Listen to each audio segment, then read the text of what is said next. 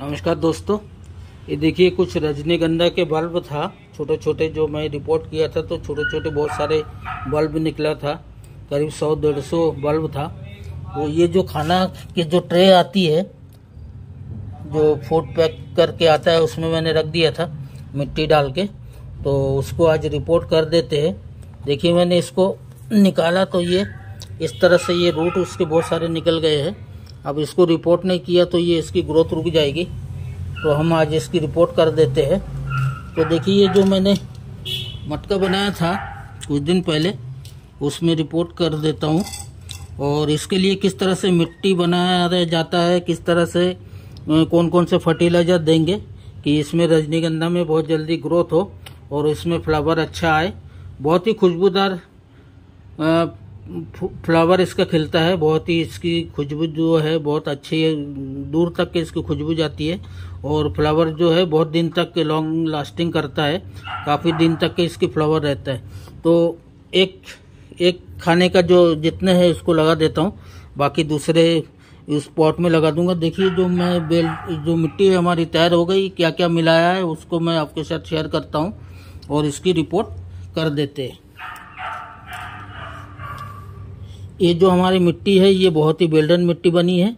हमने इसमें सारे पोषक तत्व से भरपूर चीज़ें हमने इस पर यूज़ किया है। इसमें नीम की पत्तियां भी मैंने डाला है जो फंगिसाइड का काम करेगा। इसमें बनाना पील डाल सकते हैं आप, ऑनियन पील डाल सकते हैं। मैंने इसमें ऑनियन पील डाला है तो इसकी ग्रोथ बहुत अच्छी होगी। और इसको फर्टिलाइज़र, बरसात में फर्टिलाइज़र देने की ज़रूरत नहीं है, क्योंकि ये सन लविंग प्लांट है। ये धूप में इसको रख सकते हैं, धूप में बहुत अच्छा चलता है ये, और इसकी फ्लावर बहुत ही जल्दी खिल जाएगा। ये मैं इसको इसमें रिपोर्ट कर देता हूँ। रिपोर्ट करके पानी डाल देंगे और पानी डाल के 2-3 दिन सेमी शेड में रखेंगे और उसके बाद हम फुल सनलाइट में इसको रख देंगे। कम से कम 3 दिन जरूर रखिए। कोई भी प्लांट आप रिपोर्ट करते हैं तो सेमी शेड में कम से कम 3 दिन रखिए और चौथे दिन जो है उसको धीरे धीरे फुल सनलाइट में रखते जाइए। तो इसको लगा के इसमें हम पानी डाल देते हैं। तो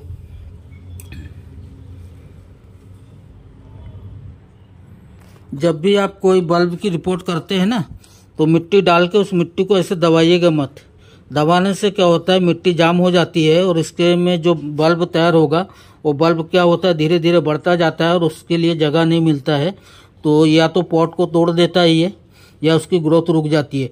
तो ऐसे मिट्टी डाल के आप थोड़ा सा हल्का हाथ से ऐसे हिला सकते हैं, या पानी डालेंगे तो वो भी बैठ जाएगा। पानी डाल के भी आप थोड़ा सा इसको हिला देंगे तो ये जो है ना, ये अपने जगह को ये अच्छे कवर कर लेगा। अगर पानी डालने के बाद भी कोई जगह खाली दिखता है तो उसमें आप थोड़ा सा फिर से मिट्टी डाल सकते हैं। मिट्टी डाल के पानी डाल के ऐसे हिला देंगे तो वो अपने जगह पे वो सारे बैठ जाएगा, कोई एयर बकेट वगैरह नहीं रहेगा।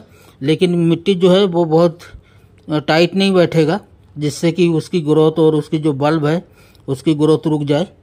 तो इस तरह से आप इसकी रिपोर्ट करेंगे। जब भी कोई बल्ब रिपोर्ट करेंगे तो मिट्टी को बिल्कुल भी उसको टाइट मत दबाइएगा, हल्के हाथों से उसको बैठाइएगा, तो वो इसकी जो ग्रोथ है वो अच्छी होगी और बल्ब, बहुत सारे बल्ब इसमें तैयार होंगे। तो जब भी आप मिट्टी तैयार करें तो इस तरह से जमीन पे इसको निकाल लीजिएगा। तो क्या होता है कि जब जमीन पे रख के आप मिट्टी तैयार करते हैं तो वो जो मिट्टी है वो बहुत अच्छी तरह से सारे जो हम फर्टिलाइजर डालते हैं वो बहुत अच्छे से मिल जाता है। और जब आप किसी पॉट में, गमले में या किसी तसले वगैरह में आप उसको मिट्टी तैयार करते हैं तो वो अच्छे से मिलता नहीं है, और जो खनिज पदार्थ है वो हो सकता है कि वो जो आप ग्रो बैग तैयार करें उसके नीचे चला जाए, इसलिए सारे पोषक तत्व अच्छे से मिलता नहीं है। तो जब भी आप तैयार करें तो इस तरह से ग्राउंड में रख के उसको तैयार करेंगे तो जो मिट्टी है वो बहुत अच्छी बनेगी। देखिए हमने ये हमारे जो गार्डन सॉइल है ये ले लिए हमने। यहाँ हमारे पास जो किचन वेस्ट, गार्डन वेस्ट है वो मिला देंगे। इसमें मैं मिला रहा हूँ जो मैंने घर पे कंपोस्ट तैयार किया था, बर्मी कंपोस्ट। इसके बाद हमने क्या किया, यहाँ पे हम ले लेते हैं 10% करीब, रिवर सैंड ले ले रहे 10% करीब। हम यहाँ इस रिवर सैंड में थोड़ा सा मिला देते हैं राइस हस्क। राइस हस्क आप 5% मिला सकते हैं, 5 से 10%। इसमें मिला देंगे हम जो हमारे पास लीफ था, नीम की पत्तियां है वो हम इसमें डाल दिए। मैंने कलेक्ट करके रखा। देखिए आप लोग भी जो मई के महीने होता है उस समय 2 चीज़ कलेक्ट करके रखिए। उस समय नीम की पत्तियां जो है वो अच्छे निकलते हैं पौधे में, तो उसको अगर कलेक्ट करके रखेंगे, पौधे है उसकी पत्तियां भी निकलती है। उस समय पतझड़ के मौसम में वो पत्तियां निकलती रहती है, गिरता रहता है। तो वो आप अगर उस पत्तियों को कलेक्ट करके रखेंगे तो वो पत्तियां, तो एक तो नीम की पत्तियां कलेक्ट करेंगे तो ये फंगिसाइड और एनपीके का काम करेगा, और दूसरे जो पेड़ों से पत्तियां गिरता है उसको भी अगर मई महीने में, मई और जून के फर्स्ट वीक में कलेक्ट करके रखते हैं तो वो आप जब भी इस तरह से पॉटिंग मिक्स तैयार करते हैं तो उसमें आप डाल सकते हैं। क्योंकि बरसात के लिए हम मिट्टी तैयार कर रहे हैं तो उसमें मेरे पास कुछ ऑनियन पिल्स था, उसको भी इसमें डाल दूंगा। ये भी जो है 1-2 महीने तक के ये डाइल्यूट होगा और मिट्टी में सारे पोषक तत्व तो देता रहेगा। पोटेशियम, सल्फर वगैरह इसमें माइक्रोन्यूट्रिशन अच्छा मात्रा में मिलता है। ये कोकोपीट डाल देंगे। इंडोर प्लांट और बालकनी में जो भी पौधे लगाएंगे उसमें हम डालेंगे, बहुत कम मात्रा में डालेंगे, 5% डालेंगे इसमें।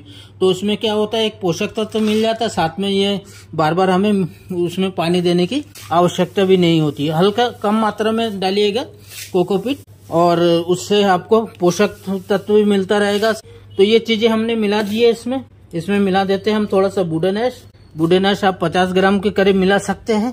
उसमें जो भी फंगस वगैरह होगा तो वो खत्म हो जाएगा। और बरसात में अक्सर फंगस हमारे मिट्टी में जल्दी उत्पन्न हो जाता है क्योंकि उसमें पानी गिरता रहता है। तो आप अगर फंगिसाइड का यूज करेंगे, फंगिसाइड का यूज करते हैं, साफ फंगिसाइड का, वहाँ वो की चूंकि वो केमिकल है और वो भी पानी में डालेंगे तो वो पानी में धुल जाएगी। और उसकी जगह हम राख की यूज कर रहे हैं। राख जो है अच्छा, इसमें पोटेशियम की मात्रा भी अच्छा मिलता है, कैल्शियम, पोटेशियम, फास्फोरस ये राख में भी मिल जाता है। ये हमारे मिट्टी में पोषक तत्व प्रदान करता है फर्टिलाइजर के रूप में और साथ ही फंगस वगैरह को खत्म करता है।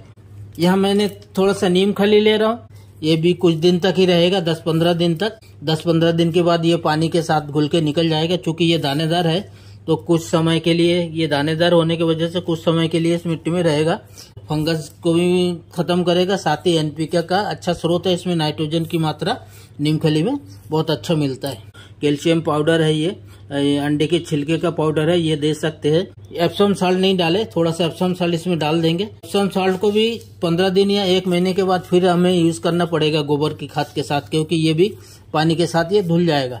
लेकिन अभी क्या है, हम कोई भी प्लांट इसमें रिपोर्ट करेंगे तो उस प्लांट के शौक बचाने के लिए, उसकी जो जड़ें है उसकी मजबूती के लिए हम थोड़ा सा डाल रहे हैं। अभी शुरू में मिट्टी तैयार करते हैं तो उसमें हम बोन मिल यूज करते हैं। ये बोन मिल भी अच्छा पोषक तत्व मिलता है पौधे को, इसमें भी फास्फोरस की मात्रा बहुत ज्यादा होती है। ये अच्छे पौधे को तुरंत ग्रोथ में मदद करता है और कैल्शियम की मात्रा भी मिलती है। और इसमें हमारे एक चीज और रह गया है, फुलविक एसिड, ह्यूमिक एसिड।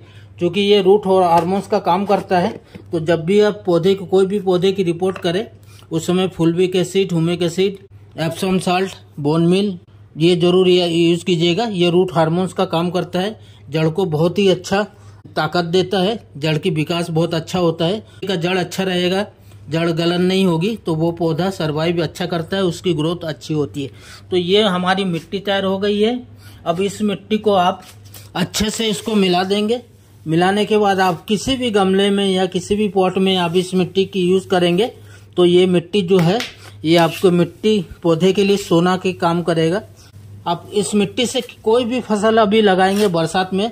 यहाँ मैं थोड़ा सा इसमें सीवीड के जो दाने हैं ये भी मिला दे रहा हूँ। ये भी डाइल्यूट धीरे धीरे होता रहेगा। ये जो गलेगा ये महीने भर लग जाएगा इसको गलने में, और धीरे धीरे मिट्टी को अच्छा पोषक तत्व देगा। ये भी आप, तो ये हमारी जो मिट्टी है ये तैयार हो गया है। अब इस मिट्टी को आप किसी भी पौधे के लिए, चाहे वो इंडोर हो, आउटडोर हो या टेरेस गार्डन में जो आप पौधे लगाएंगे तो उसको इस मिट्टी में लगाएंगे तो पौधे का देखिएगा, पौधे बहुत अच्छा ग्रो करता है।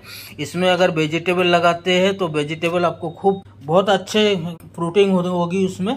तो ये था आज का ये मिट्टी तैयार करने का। तो आप भी अपने घर पे इसी तरह से मिट्टी तैयार कीजिए। तो धन्यवाद आप सभी को।